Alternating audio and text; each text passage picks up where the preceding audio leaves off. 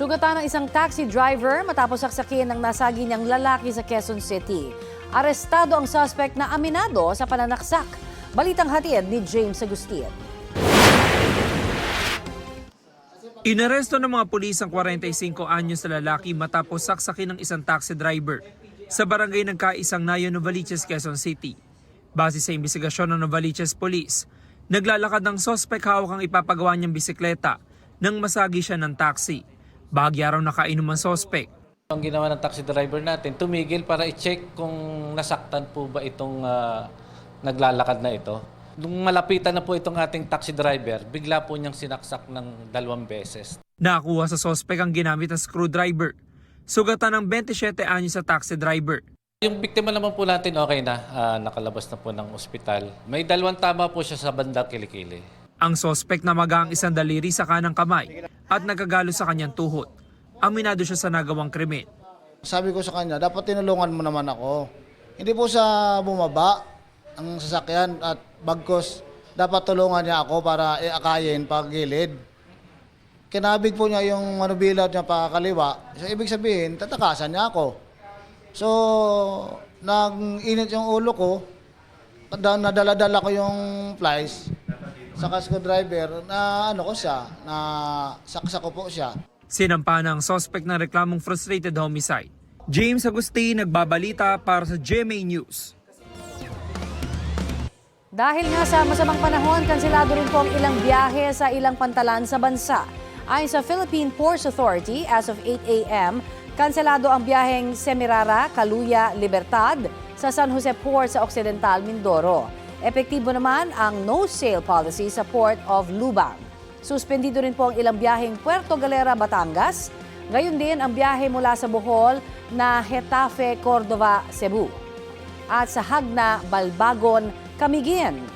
May mga barkong wala rin pong biyahe sa Palawan at sa Western Leyte at Biliran.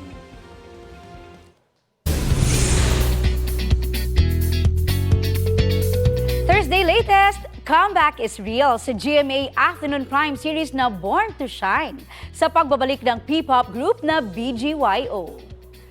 Matapos ang kanilang unang appearance, excited muling maka-eksena ni Jello, JL, Nate, Mickey at Akira ang cast members ng serye. Very happy raw silang makabalik at malaman ang mga susunod pang mangyayari sa Born to Shine. Kasabay naman ng pagbabalik nila sa serye, may new career move din si Jenny, played by Zephanie. Mula kasi sa pagiging miyembro ng grupong Yumi, magbabalik solo artist na si Jenny. Kaya ang tanong, may role kaya ang pagbabalik serye ng BGYO sa career move ni Jenny? O may unfinished business sa grupong Yumi? Abangan yan sa Born to Shine 2:30 p.m. Mondays to Saturdays sa GMA Afternoon Prime.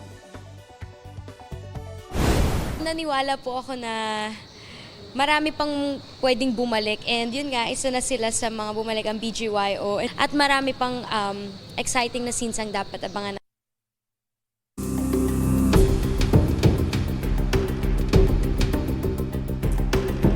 Sa testimonya ni dating COA ICFAO State Auditor Roderick Wamil, tinukoy niya bilang accountable officer si Vice President Sara Duterte sa questionableng confidential funds ng kanyang opisina at ng Department of Education noong siya pa ang kalihim nito. Malayo rin daw sa standard practice ang ginawa ng OVP sa liquidation dahil hindi sila nagsumitin ni isang official receipt. Balitang hatid ni Sandra Aguinaldo. Sa karanasan ng State Auditor na si Roderick Wamil, ngayon lang daw niya naranasan na puro acknowledgement receipt ang isinumite ng isang ahensya sa pag-liquidate ng confidential funds. Anya, walang isinumite ang Office of the Vice President ni isang official receipt na galing mismo sa pinagbilhan ng bagay. So, sa experience mo dun sa December 21 to 31, masasabi mo bang standard practice yan ng iba pang mga ahensyang iyong na-audit? Hindi ko po siya masasabing in standard practice since ito po yung kauna-unahang beses na puro AR po yung sinamit sa amin. So first time sa iyong 10 years na puro AR lang at walang sales invoice at walang official receipt? Opo, at ganun po kadaming AR kaagad yung sinamit.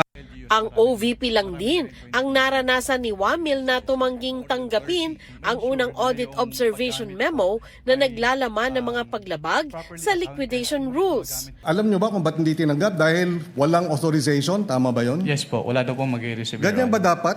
Ganyan ba ang kalakaran pagka ang isang ahensya ng pamahalaan ay binigyan niyo ng AOM? Nangyayari ba yan na hindi tinatanggap ng ahensya? Yan po yung first time na nangyari po, Your Honor. So, that's unusual. Yes po, that's unusual po.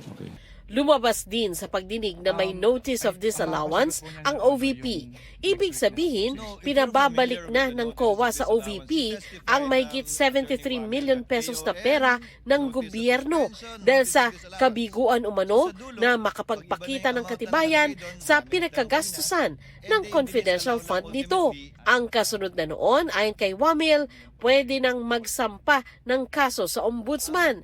Pero ilang senador ang nagtanong, matuturing ba raw na pinal ito o pwede pang ayusin ng bise sa pamamagitan ng pagpapakita ng katibayan gaya ng mga resibo o questionin ang desisyon ng COA sa Supreme Court. Kailan nagiging final yung mga yan? Failure to liquidate. Yung finding na failure to liquidate. Kapag nag-appeal po and then nagkaroon po ng resolution si Commission Proper at nagkaroon po ng final decision. If it is appealed to the Supreme Court under whatever relevant rule, 45 or 65, as a lawyer, does that make the decision of the COA final, or does that mean it's not yet final until and unless ruled upon by the court with finality? Kapag naging final na po, on the level pa lang po ng COA, ay dapat na po siyang bayaran. Even if there is a pending petition with the Supreme Court, hindi po siya may stay unless may TRO po. Unless nga may TRO. Yes po, Your Honor. Tinanong din si Wamil, may pananagutan ba si Vice President Sara Duterte sa kabiguan ng kanyang mga tanggapan na maliquidate ng maayos ang pondo? Ang tanong dito, sino ang accountable officer dito sa sitwasyon na to? Kasi ang liwaliwanag na hindi naman si Vice President ang payee. Hindi naman sinasabi na nasa kanya yung pera. Ang liwanag sa inyong joint circular that the special disbursing officer is the one who was designated by the head of agency to have custody, di ba? And in the case of the OVP, si Acosta yon. In the case of DepEd, hindi ba si Fajarda yon? That is not entirely correct po, Your Honor. Because under the joint circular, it shall be the responsibility of the head of the agency first to approve yung cash advance. Pangalawa, to oversee yung agency-wide utilization. Pangatlo, to ensure compliance with the joint circular. And also po, inattest din po ni OBP yung Unresponsive po. Binalikan din ni Senadora Amy Marcos ang sinabi ni Wamil na batay sa panuntunan kung hindi maliquidate ang pondo ng gobyerno, may presumption o pinagpapalagay na nagamit ang pera sa personal na bagay. Was there a finding na ginamit sa pansarili yung mga confidential funds ng OVP? that is a presumption po. Pero actually. hindi sinabi. Sa madaling sabi, Pero dahil wala presumption talagang po siya, hindi po siya kailangan sabihin, Your Honor. Naintindihan ko, pero wala doon. Is there a COA finding na ninakaw ang confidential funds doon sa various AOMs and notice? Meron bang sinasabi doon na ninakaw? It was stolen? There is a prima facie evidence na nagamit po siya for personal use or benefit under the joint circular. Giit ni Wamil, responsable ang pinuno ng ahensya ng gobyerno sa pagtiyak na nagamit ng tama ang pondo ng opisina niya. Ang sabi doon, head of agency or person designated. Oo, ang liwanag sa definition ng joint circular. Mag-yes or no ka lang, kanina ka pa, inaaway mo ko lagi. Sorry po, Your Honor. But hindi po ako pwedeng mag-answer categorically since yun nga po yung provision. But it's categorical. Na yes or Why don't either you go yes back or to your either joint no po. circular? Yo po. Kapag sinabi po kasing Doon categorical, sa it's either yes definition, po. ang or- liwaliwanag, SDO kapag na-designate ng head of office, di ba? But hindi po kasi doon na nalilimit lang yung term na accountable officer kasi may other provisions na applicable pa din po. May kaugnayan din dito ang pagtatanong ni Senator Judge Risa Ontiveros. Sa Government Accounting Code, sino po ang mga opisyal na tinuturing na accountable officers? Under the Government Accounting Code, yung disbursing officer, yung accountant, yung treasurer, yung project officer, and the head of the agency po. At tama po ba na under this law, sa sections 101 at lalo na 102, ang head of agency ay primarily at immediately responsible para sa pondo sa kanyang ahensya? Yes po. Ayon kay Attorney Soledad Derriquito Mawis, din ng College of Law ng Lyceum of the Philippines University, dahil si Vice President Duterte ang pumirma ng mga disbursement voucher, may command responsibility siya at dapat alam niya kung paano ginastos ang pondo. Ang nakasakdal ho dito ay si Vice President, hindi ho yung mga ibang tao. Yung liability na ho ng ibang tao, sa korte na ho siguro yan kung may ifa-file na kaso. I think command responsibility alone. Dapat inauthorize kung tao tanggapin, dapat alam mo rin kung paano ginasta. Kasi meron yung mga pinirmahan niya, yung mga pinapakita like the disbursement voucher, Yes, yeah. tapos yung mga certifying that the physical and financial plan. Yes. So she's in a position therefore, and kasi siya nag-sign ng disbursement voucher, she therefore must be in a position to justify that the disbursement, was made in accordance with a legitimate purpose. Sandra Aguinaldo nagbabalita para sa GMA News. According to the Senate Patuloy po naming ihahatid ang mga pinakahuling pangyayari sa The Vice President on Trial.